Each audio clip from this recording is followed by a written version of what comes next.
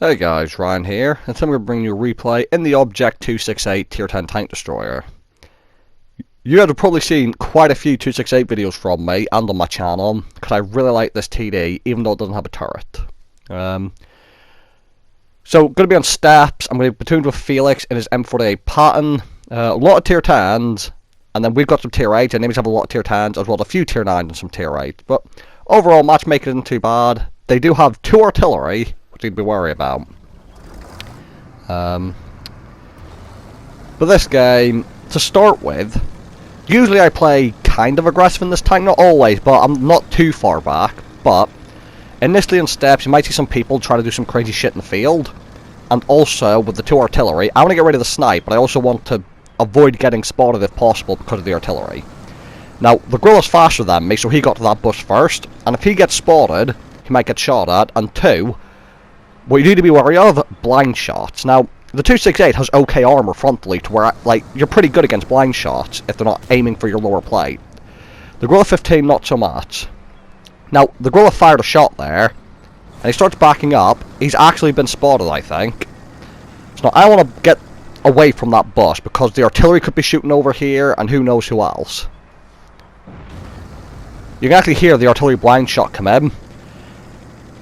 You saw me thinking about it. I'm not going over to that bush, because I feel like once someone blind fires once, they might blind fire again. And I'm actually keeping an eye on that gorilla. You just saw another shot come in at that bush. I've suddenly decided I don't want to be near this Gorilla 15 as he gets shot again.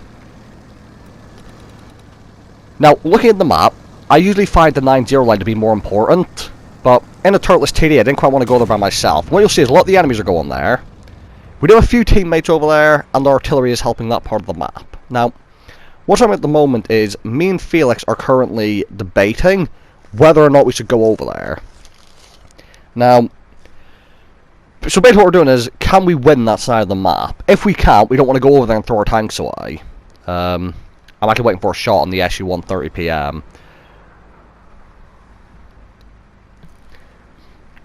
And while I'm waiting, Felix is having a look about the place. He's starting to retreat a little bit, but then what we're going to notice is, what tanks do we have over there?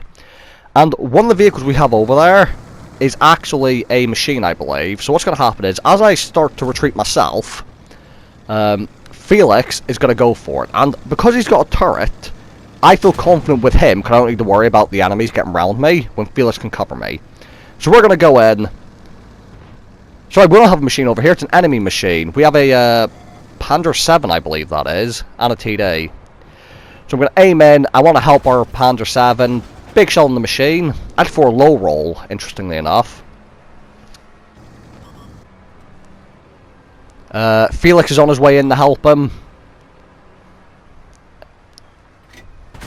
Put a big shell on the IS-4. Panzer 7 has died, but he bought us enough time for me to get a couple shots in and for Felix to get into position. So Felix picks up the machine, and I'm going to wait a moment because I am spotting there's 2 artillery. So I actually decide to move. Never mind, because I didn't believe that little slope I was on would give me arty cover. Now I feel a little bit bad for the Panzer 7. I was a bit indecisive. I was trying to think whether or not to join teammates at the other end of the map or fight this side, and that probably got him killed. Try a snapshot on the Leopard. But I do actually bounce his shell, because he gets my superstructure. So, missing him wasn't too big a deal, just because I didn't take any damage in return. So it's a good trade. Now, I've been spotted. I want to stay in the move. This is the issue with turretless TDs. You've got to spend a bit more time getting your shot aimed in. And when there's artillery in play, the more time you spend stationary trying to, like, angle yourself properly to aim, the more likely you're going to die. I try another snapshot and move to try and avoid the SU 130 PM. So even though I'm not hitting shots here, you'll see that by moving quickly, I'm not taking shots in return, or I'm bouncing them. Whereas if I stayed to aim that shot fully in, I may have taken damage. I am at the MX-30 who stays still, and then he moves right as I fire. Now, Felix was killed by a waffle camping on the hill at the back. So important note is, I was thinking as we came up to this hill there might be TDs over there, but I didn't say anything to Felix. And after he died, I said to him, "Oh, sorry mate, I should have told you that I had a feeling there might have been TDs over there." He told me he thought the same thing, but he didn't say anything either. So if one of us had just said there might be TDs over there, the other one probably would have agreed with him, and we may not have gone up so casually. So another mistake on mine and Felix's part, and actually cost Felix his life in this game.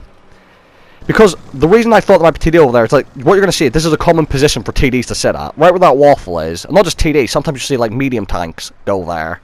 And like get ready to snipe across. Now he's stationary, so I get a nice shot on him for a high roll of 921. And now I want to focus on the other side of the map. Our Leopard should be able to handle the low health waffle. There's actually two waffles this game. VK101P, I'm going to have to lead the shot quite a bit because of the slow shell velocity on this tank. And what we're going to see is, could I lead the shot?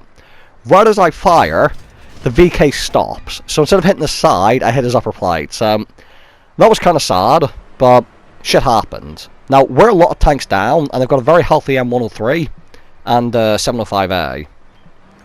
Now, I'm not loaded. I'm going to aim for the 705A. It's the more dangerous target. Thankfully, our Jaeger or someone got a shot into him first, putting down to a one-shot for me. And I'm going to aim for the waffle, because the TD is... I want to help our Leopard survive. Now, I knew I would get spotted shooting at him there.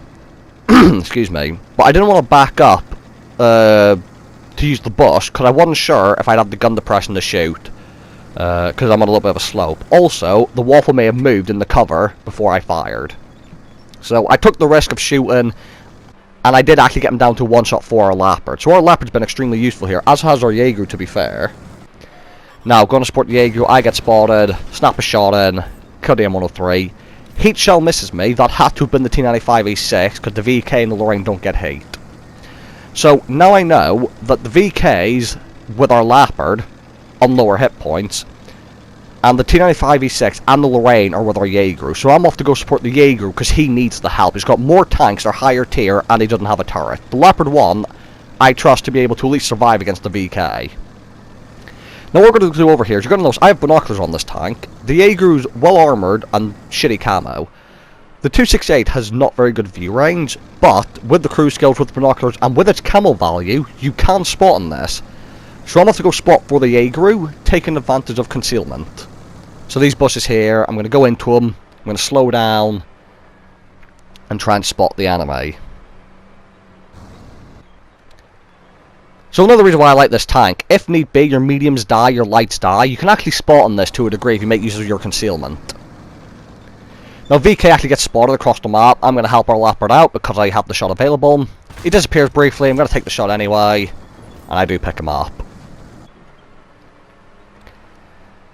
Now you'll also notice the nice thing about the end game here is I still have all my hit points. So I still feel pretty confident at this moment. Now I'm following the bushes because I still want to make use of this concealment, and I spot the Lorraine. Now he doesn't know where I'm at, so I'm not going to aim at the turret, I'm going to aim at the engine. High roll for 926 and set him on fire. So what you're going to see is I have actually just one shot that tier 9 medium tank without ammo racking him, so that was fun. And now it appears the 756 went AFK or something. I'm just going to come over and finish him off. But you'll see that the frontal armor on this did me well for the one shot that hit me, and my camo worked really well there, as I was able to spot at the end for the team. Just overall, I love this vehicle. Highly recommend it as a TD for people. 77,000 credits profit. 6,690 damage for the high caliber, 739 assistance, 5 kills, 390 blocked.